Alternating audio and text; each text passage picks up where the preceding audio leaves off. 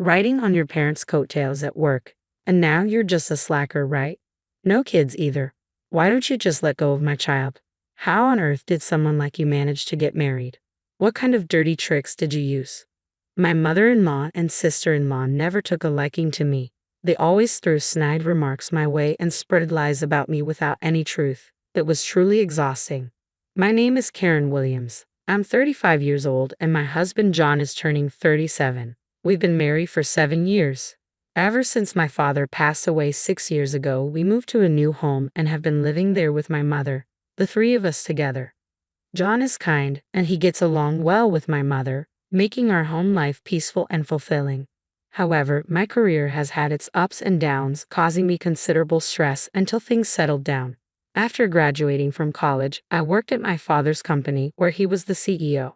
But after seriously considering my abilities, I decided it wasn't the right fit for me and switched jobs in the first year of marriage. It was a tough decision at the time. Looking back, I'm glad I made the change. I have 2 brothers, both of whom joined our father's company. Since my mother also worked there, it seemed only natural that I would too eventually. The company specialized in electrical engineering, which is why I pursued and completed my degree in that field before joining my father's business. Since my whole family worked in the same place, I never doubted that was where my future lay. When I first started, I faced gossip for sure. Rumors that I only got the job because of my father. It was expected but still hurtful. Once my colleagues knew I was the CEO's daughter, there was a palpable distance and I felt excluded. No matter how hard I worked, it was always seen as riding on my parents' coattails, which was frustrating. My brothers faced the same talk but proved themselves through their abilities, so I was determined not to be left behind. I worked hard to prove them all wrong and gradually climbed the ladder of success. My boss, who evaluates our work performance, didn't go easy on me, even though I am the CEO's daughter. It seemed to me he was actually stricter with me than with the average person. This meant that my promotion was purely due to my efforts, and it felt great to be recognized. But even that achievement was tarnished when people said it was because of favoritism, which really got me down. 3 years after joining the company, I met my husband. As we grew closer, I became particularly disliked by the female staff. He worked for a firm that did business with my father's company and was well liked for his competence and personality. His substantial income also made him quite a catch in the eyes of many women. I had met my husband before we saw each other at work. I used to see him often at the bookstore and the library I frequently visit. Since we bumped into each other so much, we got to the point where we'd occasionally chat. We were both surprised when we ended up meeting at work. Our shared love of reading quickly led to a relationship, but this sparked jealousy among my coworkers, leading to gossip. During our relationship, I met my husband's family, but my mother-in-law and sister-in-law disliked me. They'd often make snide remarks when my husband and father-in-law weren't around. They believed I had it easy with a job thanks to my father, and that it must be nice living without hardships. They thought I coasted through life on my parents' successes, enjoying a high salary because of them. However, my father would never hire someone without the skills, even if it was his own child. He's a family man and kind-hearted, but business is business with him. At work, he was strict and never mixed business with personal matters. My father doesn't play favorites just because I'm his child. If I didn't have the skills, I wouldn't have been hired. Certainly, I respect my father's capabilities as a CEO, and I hate those who belittle his judgment unreasonably. But when I voice this, my mother-in-law just won't have it. My sister-in-law, too, takes jabs at me for supposedly riding on coattails, and she seems to resent the close relationship I have with my husband. How on earth did someone as plain as you get married? What tricks did you pull off? My sister-in-law seems to have an even bigger problem with me because her relationships never last long, and here I am happily married to my husband. My sister-in-law dresses impeccably in what looks like high-end fashion and turns heads, but her sharp personality seems to lead to short-lived romances. I later found out that my sister-in-law went to the same college as my brother, and she had once confessed her feelings to him but was turned down. During a family gathering, they recognized each other. When I inquired about my sister-in-law with my brother, who seemed to know her, he told me this story. From my point of view as his sister, my brother, whom I could boast about, is earnest, hardworking, and good at showing consideration for others, plus he's into fashion, so I guess that's why he was pretty popular with the ladies. Knowing that such a man was my brother, my sister-in-law seemed to take out her frustration from being rejected by him, becoming harsher in her attitude. So, I made it a point to keep my distance when it was just my mother-in-law and sister-in-law. Moreover, when I would go to my in-laws' place and have tea, it tasted off, as if something had been added. It wasn't apparent by looking at it, but it seemed like my mother-in-law was deliberately serving me unpleasant food as a form of harassment. I thought it might be my imagination, but when I saw her smirking maliciously and ridiculing me when I pointed it out, saying I couldn't appreciate the taste, I knew it was intentional. Both of them were always sour or mean when they saw me putting on a friendly face in front of others.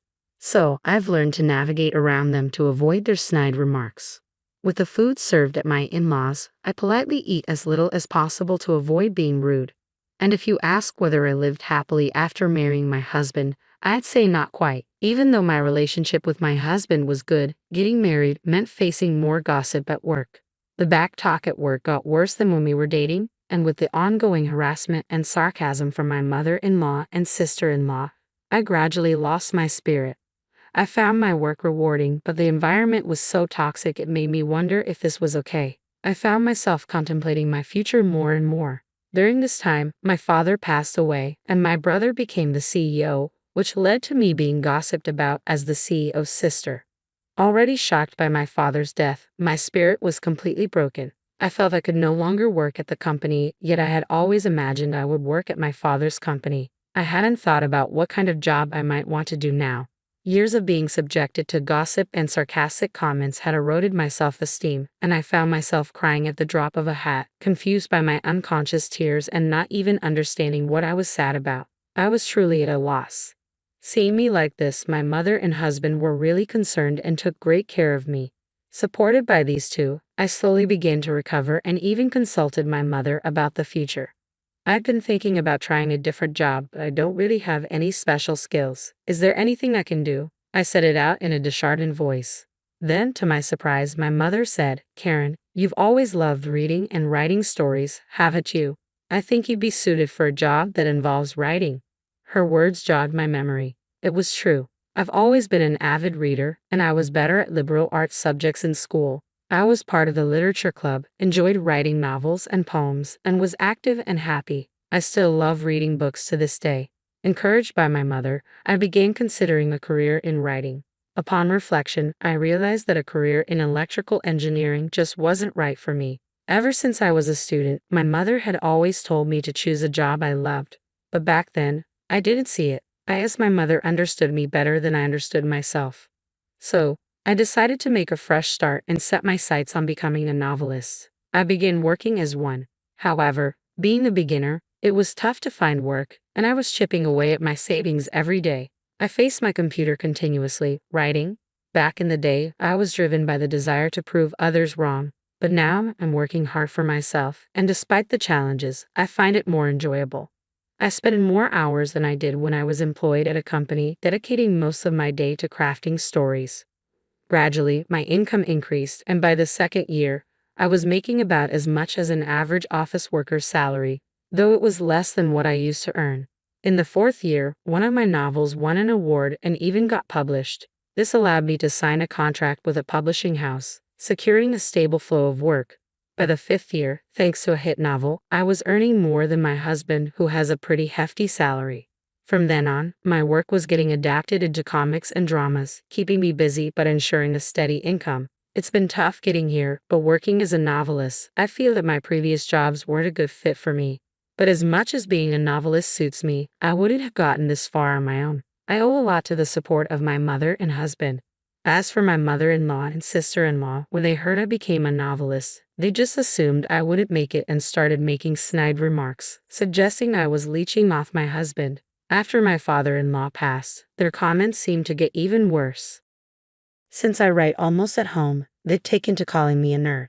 And because our home is in a high-rise luxury condo, their jealousy makes their remarks even nastier. You're just lazing around at home, living off your husband's earnings, aren't you? Must be nice. Life's easy when you don't have to work for it. They assume my husband is the one who bought our condo and covers all our living expenses. They're convinced I don't contribute financially, especially since I switched careers to become a novelist. However, the condo was actually inherited from my father, so my husband has nothing to do with it. Plus, the building has great amenities, so I hardly need to go out, which only strengthens their misconception that I'm a nerd. But I split the living costs with my husband, and even though I've explained this, they still believe that my husband is paying for everything. So they continue to make their comments behind his back, and I just bear it, although it's definitely stressful. They also make rude comments about how I haven't given birth to a child. This started when I turned 30, and it's just so tiresome. Now that I'm 35 and still not expecting, I'm starting to get worried myself. I was made to feel uncomfortable by these two people, and despite explaining work matters to them repeatedly, they wouldn't listen and would just insult me. So, I slyly sought advice from my mother and husband. When I was working at the company, I didn't consult anyone until I reached my breaking point. Learning from that, I decided to talk to them early on. But aside from my mother, since the two are part of my husband's family and act like decent people in front of him, I made sure to convey things to him in the gentlest terms possible. You don't have to deal with those two. I'll handle any meetings or communications with them.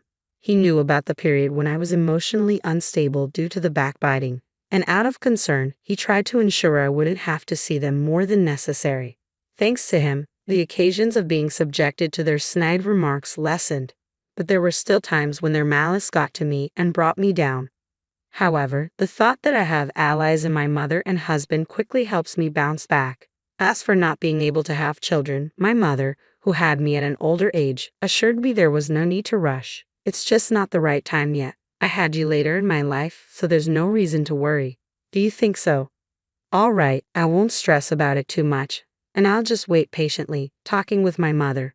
Considering my current workload and the negativity from those two, I thought I couldn't afford to have children now. Even though I felt rushed, I decided not to worry about it as much as possible. I still got snide remarks from the two of them, but my mental state was more stable than when I was working at the company. The house my father left us was well designed and well located, so I lived peacefully with my mother and husband and felt happy. Plus, with the gym equipment and workspace in the shared facilities, I could exercise and take breaks during work, which helped me get by smoothly. However, one day, my mother, who had been working energetically, suddenly collapsed and passed away from a stroke. She had gone to work as usual that day, and I had sent her off with a smile. She had no chronic illnesses, and I thought she would live much longer, so I was stunned when I found out. By the time I got to the hospital, my mother had already passed away. I stared at her, who looked as if she had just fallen asleep, with disbelief. It didn't seem real, but as I arranged for her funeral, my feelings finally settled down, and I quietly cried. I can't believe she's gone so suddenly. She was fine just this morning. My husband, knowing how lively my mother was in the morning, cried with disbelief. He had a close and long relationship with her, so he was mourning as well. While we were sad, we prepared for the wake and funeral, and manned the reception. Seeing acquaintances come by and mourn, I realized how loved my mother was and felt consoled. My mother-in-law and sister-in-law came, and perhaps because they were with my husband, they acted somberly. But when my husband was busy with other people, they whispered to me, "With your mother gone, it's going to be tough from here on out. Since we're family, we don't need condolence money, right? Don't worry, I won't give a dime to someone who's just a gold digger." I was appalled by their insensitivity at such a time. They were stingy about the condolence money and even mocked me, saying I had been too dependent on my mother for my age. I was still in a state of shock and numbness after my mother's sudden passing, but I couldn't help but feel angry at the insensitivity of those two. Before I could respond, my husband came over, and the two of them quickly pretended to be sad and left. I was astonished at their audacity, but I decided to focus on mourning my mother rather than dwelling on their rudeness. Even after the funeral was over and I was back home, I was still overwhelmed with grief and felt listless. I sat down on the couch, still in a daze during the funeral preparations and the service itself. I was kept busy enough to somewhat distract myself from the sorrow. But once home, the memories of my mother came flooding back. Thinking of how vibrant she had been made me even more sorrowful, and the sense of loss was overwhelming. My eyes and nose were sore from all the crying, but being back home made me realize just how recently she was still alive. Despite thinking I had cried all my tears at the funeral, I found myself tearing up again. I was deep in my grief, but a rational part of my mind knew that I couldn't afford to stay this way. I had a lot of manuscripts to write by a deadline, and with the funeral and everything, I had already made arrangements with the publishing house. I knew I couldn't take advantage of their understanding any longer. My mother supported my career, so in her honor, I tried to calm my grief and resolved to get back to normal starting tomorrow. While I was doing this, I got a call from the front desk saying there was someone at the door claiming to know me. My husband inquired further and found out it was my mother-in-law and sister-in-law. I wondered what they could want since we had just seen each other at the funeral. I didn't feel like seeing them, but in hopes of a distraction from my sadness, I washed my face and decided to go down with my husband. As we descended to the first floor entrance, puzzled by their visit, we were greeted before we could even speak. They said with a smile, "We're going to be living in your house from today, so show us around, please. And since this is our home now, you, a stranger, need to leave right away." We were stunned by their words, unable to comprehend as we stood there agape.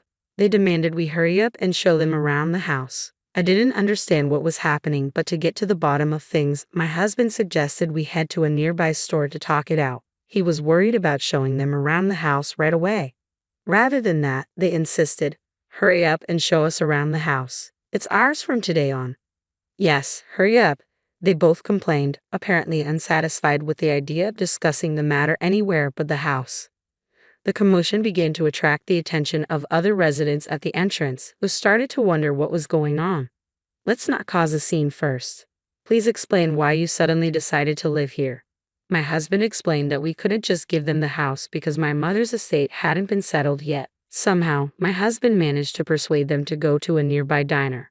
After ordering drinks, we listened to their story, and the sheer absurdity of it all made my previous sorrow vanish in an instant. "That house belongs to John, doesn't it? Your mother was paying for it, but now that she's gone, rather than supporting a nerd, we might as well live there together. You should divorce that nerd you're supporting and come live with us," they said confidently, claiming it was a good idea.